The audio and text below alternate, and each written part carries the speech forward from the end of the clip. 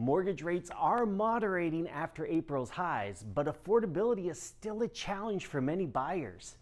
Did this recent reprieve in rates have much of an effect on flagging demand in Portland metro real estate? Is our increasing supply of homes to purchase putting downward pressure on sale prices? Well, let's take a quick run through the very latest in stats and trends.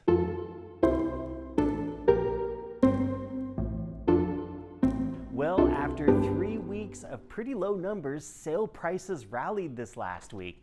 The average sale price ended up 3% over the previous week and ended up about 5% over roughly the same time period last year.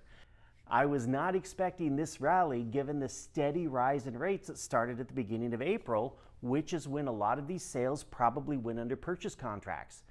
I feel like despite the high numbers that we saw this week, we should have probably 2 to 3 more weeks where we might see the results of high rates putting downward pressure on sale prices, something to keep an eye on. Interest rates decreased and buyer demand was up. In fact, we saw the biggest numbers so far this year for new purchase contracts agreed to by buyers and sellers. And we're back to outpacing last year's number, at least we are this last week. Lockbox Opens is one of our measures of high intent buyers out there looking at homes with their agents. That number's been pretty steady for about 3 weeks now, but it is still lagging behind last year's numbers by almost 17% on the Oregon side of the border this last week. So on one hand, fewer buyers out there, but on the other hand, more accepted offers to purchase.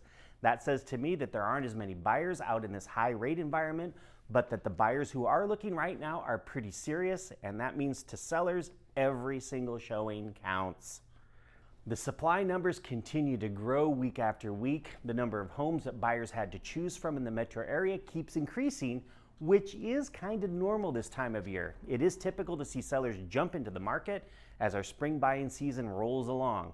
Buyers still have about 41.5% more homes to choose from compared to last year at this time, and that's down from the previous week's high of 44%.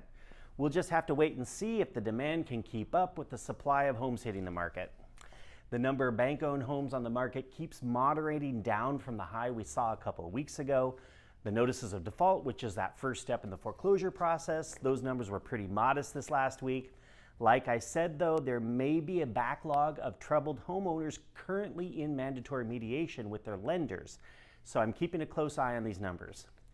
Mortgage rates continue to yo-yo. After hitting 7% a couple weeks ago, which was a high for the year, we've dropped down to 6.625%, but keep in mind that's the best case scenario on the lowest advertised rate I could find. Most borrowers will likely end up with a note rate of around 7%, if not higher. If there are any big changes in the mortgage rates on Friday morning when I post this update, I will throw a note right up here.